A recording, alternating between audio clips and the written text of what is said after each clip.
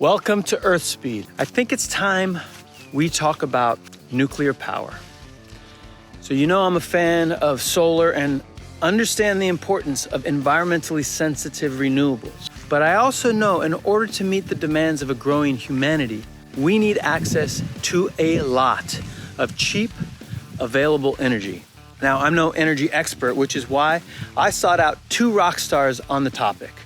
Michelle Brechtelsbauer, an expert in energy policy and technology, and Isabelle Boemeke, aka ISODOPE, a nuclear energy influencer. We will explore how misunderstood nuclear is and how it's an important part of our energy mix as it checks all the boxes: clean, carbon-free, safe, and energy dense. Let's have this conversation on nuclear. So you are a nuclear energy influencer, yes. Okay. I started doing this work 4 years ago, and a lot of people thought I was completely insane. After working out, I ate something a little bit unusual: gummy bears, roughly the size of uranium pellets. Uranium pellets are the fuel used in nuclear power plants. And just like gummy bears, they're super dense. With one of these tiny little things, we can power a house for about 2.5 months. There are so many misconceptions around nuclear energy that it's not that hard to find things to talk about. But the first and biggest one was that nuclear energy is clean energy, because a lot of people don't understand that. There was a poll that I think was done in England where 60% of participants, or more than half for sure, thought that nuclear energy power plants were putting CO2 and other greenhouse gases into the atmosphere. And that's absolutely not true. When you see the cooling towers, which can look a little scary, and people think back to their Simpsons day, that's just water vapor that's coming out of the big cooling towers. It doesn't produce any air pollution or any greenhouse gas emissions. So just getting that message out there is already huge, right? That people start seeing nuclear energy as the same way they see renewables like solar and wind and hydro and so on. But what's interesting, and I only recently realized this, what's interesting is that I got interested in nuclear energy because of climate change. But I've realized that nuclear energy solves a lot of other problems. And so one of the biggest ones is land usage, right? We all love nature. We all want to have more of nature that's free from especially energy infrastructure. Nobody wants to see their backyard or the landscape covered in solar panels, covered in wind turbines, or even nuclear power plants. And what I think is so cool about nuclear energy is that you make so much electricity in one power plant that you need to cover way less land in order to get the same amount of energy that you get out of solar and wind. If you compare it to solar, I think it's something like 200 times the amount of land that you need for solar power to get the same energy output that you would get from a nuclear power plant. Thanks for coming. Yeah, thanks for having me. I've been doing environmental work for a long time, and I've really been looking at renewables as the saving grace, so the way we're going to curb climate change. But the one technology that I never understood or even overlooked was nuclear. And I guess I had certain biases that it was dangerous, or images of nuclear holocaust would come up, or nuclear waste. And now I'm starting to realize that it might be a technology that could actually be a viable part of the solution. When we think about all the energy technologies that we have at our disposal, the vast majority that we're currently using are fossil fuels. And so when we have to think about how we're going to wean ourselves off of fossil fuels, the best way is thinking about electrification. So that's where wind and solar often come into the picture. There's other technologies too, though, right? So there's some that are specific to the location you're at. You might have geothermal, you might have hydropower, but nuclear is one that often gets overlooked. But it has some features that are maybe even better than those other four technologies, because it's not location specific. It's a man-made technology that we've been able to harness to create vast quantities of electricity and heat. And that is a really key part of kind of the overall energy mix of the low emissions technologies at our disposal. So yeah, it's been around for a long time. I think that's a key and kind of fair point. We've had this technology, for the past 60, 70 years. And right now it only makes up, a small fraction of the clean energy that we're using globally. And it seems as if we've been shutting down nuclear power plants and moving away from nuclear energy altogether. Is that true? So it's not necessarily we're moving away from it, but it's the existing generation of nuclear power plants that we have online are aging out. Our existing fleets are getting older and are looking to be decommissioned or replaced. So, in countries that we've actually seen do the best in terms of decarbonization, there's three that come to the top of my mind, but there's many others. France, Sweden, and South Korea, the majority of their energy systems are actually nuclear and hydro, and then some renewables in the mix. And it's those countries that have been able to decarbonize the quickest in terms of going from fossil assets to clean energy solutions. They did all those transitions, though, decades ago. And so right now we're in a period where we, need to be looking at how do we replace the existing fossil assets that we have, right? Electrify industries. So, we're thinking about everyday choices. It's, am I going to drive an electric car or am I going to use a fossil-based car? Am I going to, if I'm a industry, I'm going to have an electric arc furnace or traditional furnace, an electric boiler or a gas-fired boiler. So we're looking at having to replace all of those fossil fuels with electricity, which means we're going to need a lot more base load electricity sources, and that's really where nuclear is going to be the key savior. In Europe, yes, we've seen Germany kind of shy away from nuclear in response to a lot of the public pressures that population has put on. We also see countries starting to re-embrace nuclear. France is a big supporter of it. They get 75% of their electricity from nuclear, and Germany just last year finished shutting down all of their nuclear power plants. So it's quite an interesting background for him to have experienced both of these cultures when it relates to nuclear power, because they are opposites. And also their decarbonization path has looked completely different, right? France in the 70s built a lot of nuclear power plants just because they wanted to be energy independent, and now they have one of the cleanest grids in Europe. And Germany went very hardcore on solar power, which is a great thing, but I don't know if you've spent a lot of time in Germany. Not a very sunny place.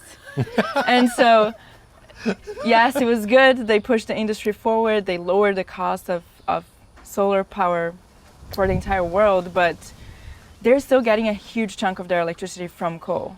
And because they shut down their nuclear power plants, that's just going to mean that just means they're going to keep using coal for a much longer time. I mean, we've built different designs, but they're kind of all the same in a way. They're all these big reactors that make a lot of electricity. Most of them use water to cool the system down. And there are a lot of new companies that are trying all sorts of exotic materials in the fuel itself, but also the coolant. And I think they're all amazing. Unfortunately, we're just witnessing the birth of that. And so it's very hard to predict now what's going to catch in the future. So there are over 70 new nuclear energy startups, and they're all super exciting, but none of them have actually built a reactor. And so it's very hard to know what the future is going to look like. But, I think what's cool is that it gives you way more flexibility. You can build a small nuclear power plant in a smaller city. I think it's going to be very interesting for replacing diesel generators in Alaska or things like that. Or even you can imagine university campuses in the future using a very, very small nuclear reactor. So we're definitely entering this new era where technology is progressing. It's getting even safer than it used to be. Some of them want to use nuclear waste as fuel. So it's super exciting. What do people already think about when they think of nuclear? They think about gigawatt scale plants, right? Plants that serve, that are very location constrained, cost billions of dollars to build and tens of years to construct. What we're doing is very much the opposite. We're talking about 20 megawatts or smaller in terms of micronuclear. And why the advantage of going that small is that we can privately financed, so it's cheaper to construct in terms of overall costs. But we also can build them in under 2 years. So when we're talking about making rapid, scalable solutions to decarbonize places quickly, we need solutions that can do that. Nuclear that is tiny, financeable, scalable, and obviously clean and safe. And more localized. Exactly, localized. So the big plants, they have, constraints on them, like they need to be near water, for example. Our plants are air cooled, so we can put them anywhere that they're needed. When we're thinking about industrial decarbonization in particular, right, you think of kind of your small business in the middle of the country, maybe it's an aluminum smelter or a chemicals complex, and they maybe need, let's say, 60 megawatts of electricity. They also need heat, and so they need a solution, an energy source to be right next to their facility. Right now, their only options are waste to energy or fossil fuels. What this technology can do is locate right next to those customers, right next to those industries, and decarbonize on their site. So we can have these plants near the clean energy is needed. So talk to me about the roots of nuclear fear, the terror associated with nuclear bomb, nuclear energy, radioactive Monsters. Godzilla. It is so ingrained deep in our psyche. Yeah. Where did that tell us about that history? Nuclear fission, which is what happens in a nuclear reactor, which is splitting an atom of uranium into two and releasing the energy that's inside. That we knew that, theoretically could happen, but we proved that it happens in 1938 in Germany. You don't need to be like a deep history expert to understand why that was a very bad time and bad place for that discovery to happen. Immediately after that, Albert Einstein wrote a letter to President Roosevelt at the time saying, I think the Germans might be trying to build a nuclear weapon. And so we were a year away from entering World War II. And so, of course, the first use of nuclear fission was for bombs. And, if you know the Manhattan Project, the U.S. government spent a lot of money trying to develop to make these bombs. Ended up with the bombing of Hiroshima and Nagasaki, which a lot of people know. So, nuclear fission entered public consciousness through weapons. Nuclear energy is just as safe as wind and solar, and especially when you're comparing fossil fuels and renewables and nuclear, the safety record is on completely opposite ends. With fossil fuels, not only do you have pollution with direct effects, right? So if you're located near a coal plant, you might have an increase of asthma or cancer. If you're located near a nuclear plant or a wind farm or a solar farm, you don't have those same levels of exposure. When it comes to long-term sustainability and you're thinking about waste streams, nuclear also has a lot of advantages. In terms of used nuclear fuel, we right now don't do a lot with the nuclear fuel in our existing power plants. Some countries do, like for example in France, they reprocess their fuel and reuse it. A lot of the new next generation technologies are also looking to do that type of reprocessing and reuse of nuclear fuel. First world countries, as they rose to that level of development, used a lot of energy. Yes. But once they got to a certain point, their energy consumption drops precipitously. And as people move into the well-being associated with a rich country, education, opportunity, etc., they become more aware and more environmentally friendly. Yes. They want to do better for the environment. But when poor countries are burning dung or coal to just heat their homes, they're not worried about the environment. They're just worried about survival. And it would be unethical for us to deny them the opportunity to raise their standard of living, their quality of life, to get to where we are. So it's not only environmentally better for them to be risen out of poverty so that they have a mindset that is more environmentally sound, but also it is unethical to deny them that opportunity. It's almost like you can only care about the environment if you're not fearing for your life every day, right? It's the hierarchy of needs. You know, I'll care about the environment when I get to the top there, where I have food and I have electricity and I have all of these things. And it's so true, because only now, you know, in the 70s maybe we started really caring about the environment, but throughout most human history it was just pure survival, and I'm going to burn whatever I need to burn in order to put food on the table. So yeah, I totally agree. So the fastest way to both help the environment and help humanity is to get the cheapest, most available energy as quickly as possible into the hands of all people. Yes. And nuclear is going to be a big stepping stone there. 100%. There is no way we're going to do that without nuclear energy. We have passive safety and new safety features that even in the worst case scenario, right? So you lose power, a plane crashes into it, and there's a terrorist attack all at the same time, right? It's fail safe, if you will, so that we can guarantee there'll be no harm to humans, there'll be no harm to the environment.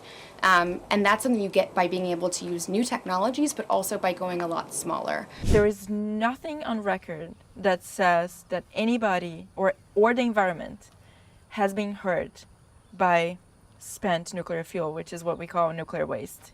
You know, the waste that people say is going to be radioactive for hundreds of thousands of years, that's called spent nuclear fuel. Nobody or the environment has ever been hurt by that. And so it's not only much safer than coal, it is just absolutely safe from that standpoint. The fear that people have is that, I think when you say, well, yes, we do have this waste that is going to last for a long time, they say, this is crazy. That sounds dangerous, just because I've never thought in those terms. But when you think about mercury waste, we produce almost the same amount of mercury waste as we produce of spent nuclear fuel in a year. And mercury is extremely toxic, and it can kill people. And it has. Yes, it has. And nobody's thinking about mercury, like, you know, we should be building these facilities to put mercury waste in. And by the way, we should. It's just that we don't talk about it. And so on the flip side, I think what's good about nuclear energy is that we're actually having these conversations about how to take care of the waste that we create, versus in the case of plastics, where we're just dumping it into the environment. And we already know that's causing damage to marine life and to humans. So I actually think that's one of the benefits of nuclear, is that it forces us to think about what we're leaving for future generations in very long time spans. How do we get nuclear to be part of the larger green revolution, or to capture the imagination of those that want to create a carbon-free future? Yeah, I definitely have seen, in terms of kind of my generation, the climate activist generation, nuclear is absolutely on the table. I think that the more that this generation looks at the technologies that we have at our disposal to solve climate change in the time that we have to solve climate change, they didn't grow up hiding underneath their desks, worried about nuclear war. They don't have the same visions of nuclear that the older generations have had. And so they're a lot more open to really any solution that is going to ensure, a sustainable, resilient planet and life for themselves and for the next generations. We're here at Earth Speed, and our mission is to bring people closer to nature and to connect. Do you find yourself inspired to promote nuclear because of your environmental perspective? Is that still true for you? You think it's one of the best solutions if we care about the planet? It is definitely one of the best solutions if we care about the planet, but especially if we care about people, because I care equally about the planet and people. If we don't have people, there's no people to witness the planet, and there are other animals and so on. But still, I don't think we'll make it out of our fossil fuel era without nuclear energy. And if we don't make out of the fossil fuel era, there might not be humanity in the future, and we're going to damage other ecosystems as well. So the fastest way to both help the environment and help humanity is to get the cheapest, most available energy as quickly as possible into the hands of all people. Yes. And nuclear is going to be a big stepping stone there. 100%. There is no way we're going to do that without nuclear energy. All right, I'm going to pause right here and share a few quotes from some of my heroes in the climate environmental world on this feared and misunderstood energy resource.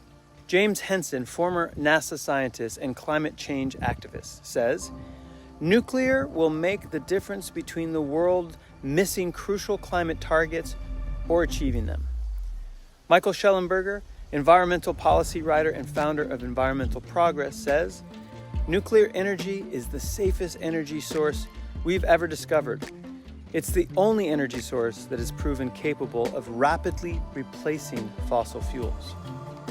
Stuart Brand, founder of the Whole Earth Catalog, quote, I used to be a fervent opponent of nuclear power, as were all my friends. Now I've put nuclear power at the top of my solutions list for mitigating climate change. Mark Linas, author of 6 Degrees, Our Future on a Hotter Planet, quote, it's the only technology proven to deliver large amounts of power while cutting carbon emissions. So, I'm ready to embrace a nuclear energy future. Are you? As always, please share and subscribe, and thanks for joining this episode of Earth Speed.